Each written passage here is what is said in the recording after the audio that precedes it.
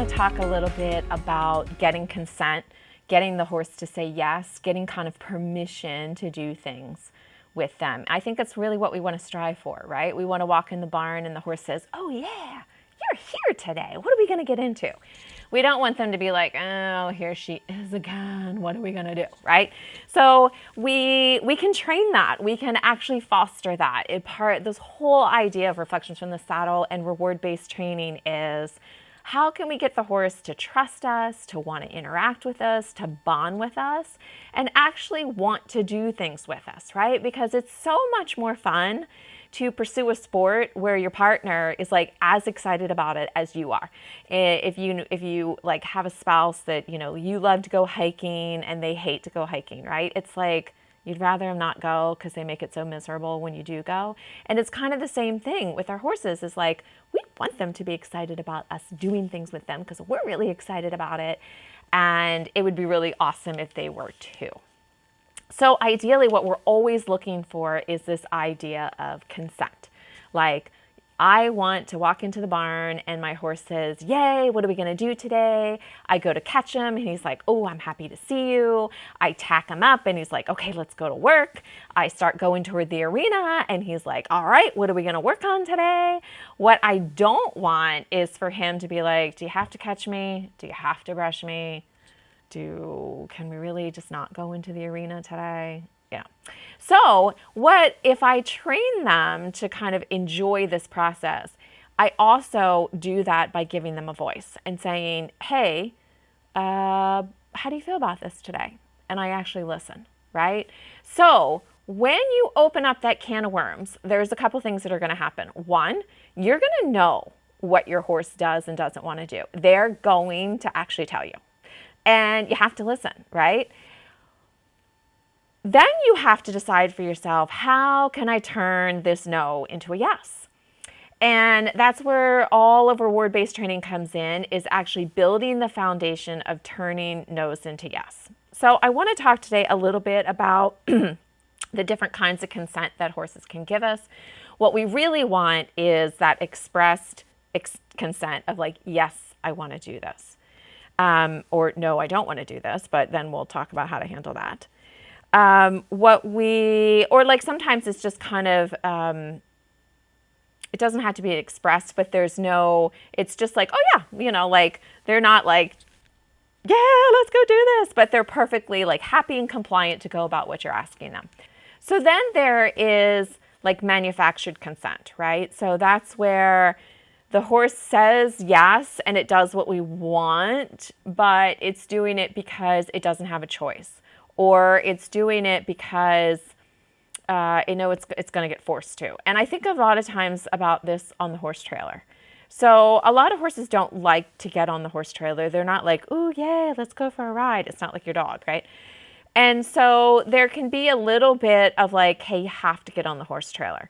And even if it's perfectly nice, and I'm not talking about any kind of whipping, beating, forcing, or anything, but it's just the idea of like, "Yep, we got to get on the horse trailer now." They're not really, that's kind of manufactured consent, right? A little bit. And what we want to work toward whenever we're in that kind of situation is that we want to go toward a scenario where we actually are training them to be express consent about, "Yeah, let's get on the trailer. That sounds like a good idea today. I want to go somewhere. I want to go see my neighbors. I want to go to the horse show. I want to go see what's going on out in the world."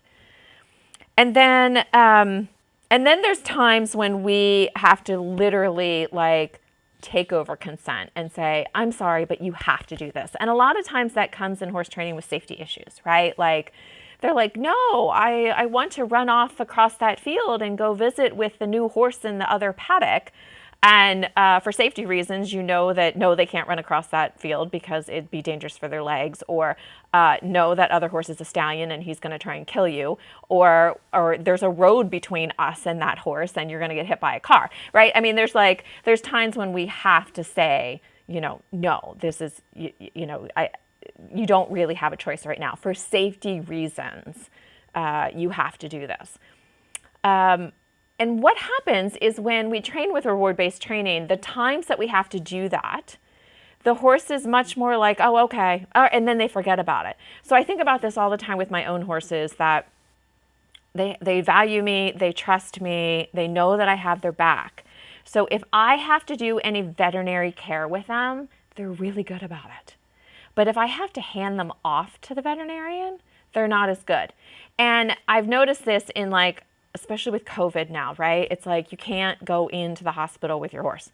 So they take your horse and then they tell me, well, he was really bad for his x-ray. And I'm like, really? Because like he's been great in the past. And it's because they look to me for comfort. They look to me for security because they know that I always bring them that. And so they don't look to that other person for that. And that's all about, we're going to talk in the future about transferring value and having value yourself. But in those instances, you also have to, like, the horse has to be okay with not being able to give him consent at that moment. But you also have to realize that they're probably going to be more apt to give you consent because you're the ones that work with them all the time than they are a complete stranger. So just keep that in mind. So I want to talk about some reasons of why your horse might say no. Okay, so there can be reasons that your horse, it could be a fear issue, right? They are fearful of what you're asking them to do. So there's an emotional response that creates the no in them, and like they can't give consent. Well, I mean, because like you're really asking something crazy there. Like there is a shark that lives in that puddle, or there is a monster that lives in that corner. And so you get this emotional reaction that then brings the no. We'll talk about how to handle no in a minute. I just want to talk a little bit about why you might get a no.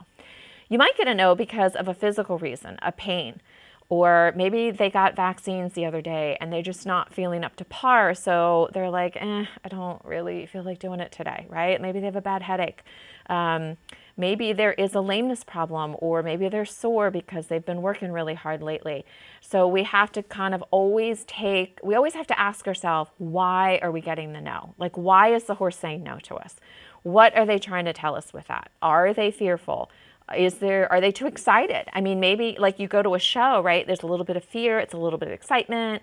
There's like all these other horses around. Like there's there's horses cantering by. Oh my gosh, that's really exciting. I want to go canter with them. I can't possibly listen to your half-halt. So that's a no, right?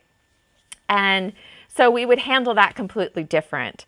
And then we have to look at, there's times when they're going to say no because like, what's in it for me? Why would I do that? Why would I work that hard for that, right? Like what could really make me want to work on canter walk transitions because they're hard? Or I don't know, think of anything that's hard for your horse. And of course they're going to be like, yeah, why should I? And that's where reward-based training comes in, because we can build value for what we're asking. And then that's how you get to the yes. So we'll come back to that, because the other one I want to mention about getting a no and why you might get a no is the competing value.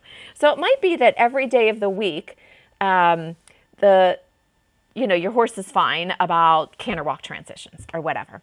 But today they're feeding during your workout. So your trainer's here, but they decided, and you tried to schedule it around feeding time, but feeding got delayed because somebody was late from something else. And now you're riding and they're feeding, and your horse is like, it's dinner time, your quarter's up, get off because I want to eat dinner, right? So then it's a competing value. So you might not get that no any other day of the week, but there's something that's come up that actually has gathered their attention and is something that they think is really valuable. It could even be like turnout time, right? Like all the other guys are going out, but I'm stuck in working. You could not even be working them. You could just be like, well, you got to get body clipped today, right? And well, they're not really into the body clip, and they're kind of saying no because, well, all their buddies are out in the field. So we have to think about those competing values too, and how we can add value to what we're asking the horse to do so that the horse wants to do what we want to do, right? So whenever I get a horse that says no, so they could say no because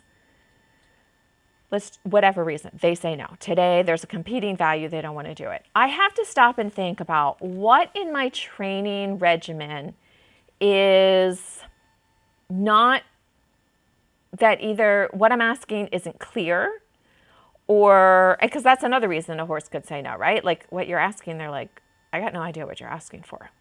So they might offer something else, or they might just not offer anything at all. And especially if they've been trained in the past of like, if they tried and they did something wrong and they got reprimanded, you're more often to get to some no's quicker than you are the horse that hasn't been trained that way. So, if you have a horse that is just shut down, you'll get to no's quicker too, right? So what happens if we get a no? How do we address that? I always stop and think and say, okay, why am I getting a no? Is it that there's a competing value? Is it that the horse finds no value in what I'm asking to do? Is the horse confused and doesn't even understand what I'm asking? Is there some emotional response? Is there some pain response? Like, why is the horse in this moment? Like, what in the environment or what's going on with this horse that the horse has decided that they don't want to play with me today, that they would prefer to go do something else and for me to leave them alone? And then I have to take that as a trainer and say, okay, how can I change this dynamic? Do I need to add more value to what I'm asking? Do I need to make this more rewarding so that the horse finds this to be a fun game to play with me, or that finds that there is a lot of value in doing this with me? Do I need to address these physical issues going on with the horse? Do I need to address emotional issues? Do I need to pick a different time, like when they're not turning out or when they're not feeding? But the biggest one is sometimes is if you get a no, instead of like butting it in the head and saying, you're going to do it now, or, okay, we give up, right? They're kind of like the two extremes that we don't want to go to. There's a whole land of gray in the middle of which we can get to a yes. And so it might be that we have to lower the criteria in the moment and say, okay, well, your canter walk transitions are really hard, and for whatever reason today you don't want to do them. So let's do some canter trot transitions really nicely. How about that? Can we get that as a yes? And then we might come back to the canter walk transitions and maybe just do one or two and make them really rewarding, and then be like, okay, you're done for the day. Thank you. Thank you for giving me that yes, right? And then we can address, it might even be that we have to get to a yes, it's something else, and then quit for the day. So let's say that, let's go back to the canter walk transitions, and the horse is just like kind of wanting to shut down and not wanting to do them. Can we go do the trot canter transitions, get them really flowing freely in front of our leg, really working, and just say, okay, great, thanks for the yes. We're not even going to go back to the walk canter transitions because we'll address them at a different day, right? And we might say, okay, well, it's the transitions in general. It has nothing to do with walk canter. So we're going to really add a lot of reward and a lot of value for any transition that you do. And so you can kind of like just reward the canter transition. It can be from any gait. And then they get to be like, ooh, I want to do a canter transition because I know it's really rewarding. Okay. So that's how you might get to a yes in a scenario like that. Obviously, if it's pain related, that's a little bit hard. That's kind of the scenario. If you think it's pain related, you kind of need to maybe do a really easy thing that you would get a yes to, and then quit for the day and have the vet check the horse out, right? So if you're getting a no and you think it has to do with a physical thing, you really need to lower the criteria and say, okay, what can you do physically that you can give me a yes? Stretchy walk on long rein? Okay, great. We're going to go for a hack. Okay, that kind of thing. Say if it's an emotional response, if it's a fear response, and you have to go back and address like the fear, right? Not necessarily, okay, my horse is scared to get on the trailer, so I'm going to force you on the trailer, right? Like that would be getting a no and then making it a yes. And we don't want to do that. So, the horse, like, you walk up to the trailer and the horse is like shaking in its boots and it's pooping and it's getting all like crazy. You have to address that then and there, like that emotional response, and we can condition an emotional response. And so we might have to break it down into a smaller piece, okay? And it might not be about, well, he didn't get on the trailer today, and so I'm teaching him not to get on the trailer. Well, in reality, you're kind of teaching him to hate the trailer if you make him get on the trailer anyhow. So it might be that day that we're going to just, you stop, you take a moment, you hit, okay, I just got this horse. I didn't know he didn't like to load. Okay, we're going to break this down and make loading more valuable. So, we're going to break this down in little steps. Like, hey, every day we're just going to go up to the trailer. We're going to have a couple snacks and we're going to come back. We're not even going to get on it. We're not even going to pretend like we're going to load on it. We're just going to associate that, hey, that trailer time is like really awesome, right? Like, we're just going to walk up to it and, oh my gosh, you've got some stud muffins waiting up there for you. I'm not luring them up there. It just so happens that there's something really valuable up there. Or, sometimes you might just take them up there and graze around the trailer. This is where the whole idea of like feeding the horse in the trailer, right? It's that conditioned response that like, ooh, trailer means food. Let's get on the trailer. Let's have dinner. But you have to kind of break it down in little small steps. And this could be a really long podcast on talking about just trailering. But you have to be able to break it back into these little tiny, tiny small steps where the horse can be successful. They can get rewarded for it. You get the yes. And then you don't push it any further. And you build on that behavior over days, weeks, months, however long. And it all depends on what the past is of that horse, right? That is really a big deal. Like, what's the past? And then you might have to undo some of the past, which is a lot harder than starting from the get-go and getting a yes and building on your yeses. That's why, for me, as a trainer, I love to get the horses young because I can kind of... if I mess them up, right, because I did something stupid, I have to correct my own mistakes. But most of the time, if you are thinking about reward-based training and you're building the behaviors in these small little increments, the horses are very, very apt to just be like, okay, let's try that, because everything else in their life has been rewarding. The other question we have to ask ourselves is, should I turn this no into a yes? In this moment in time, in particular, should I turn this no into a yes, right? So we talked a little bit about pain. No, you probably shouldn't turn that no into a yes. Like, your horse has got a really sore back, and the longer you stay on it, the sore it's going to get. Well, no, maybe you shouldn't turn that into a yes, okay? So that's where you try and pick something, like even if you have to get off of them and do groundwork and get the yes at the groundwork, and then get the vet to look at the back and check things out, right? Like that's a way to get to a yes. But you don't necessarily want to turn what you're doing into a yes if there's pain involved. If there's emotional discomfort, a lot of times you have to get them emotionally comfortable. So it's this weird dynamic with horses that, like, if they're scared of something, you can't just make them get over it. At the same time, you just can't, like, wait for them to get over it. That's a lot of times if something's fearful, like let's say you're at a show and the environment's really exciting and the horse is really scared because they've never been to a show before, that you might ask it to do some little things like, hey, can you hand walk around the show with me? Can we go hand graze over here? That's a yes, right? Like, they come out of their stall in the morning and they're like bug-eyed and their ears are up and they're on their tippy toes and they're 18 hands. Like, of course we want to get to a yes, but would we really be smart if we're trying to turn into I want you to perform like you did at home 2 days ago? Well, no, we're going to get a no on that one for sure. And it would be realistically, it would be unrealistic for us to even ask that. So that's where you would say, well, I want to get a yes, but I'm not necessarily going to ask for what I know he can do because we're at a show, right? That's why they always say, show at a level or two below what you're schooling, because you want to make sure that you can get the yes at the show.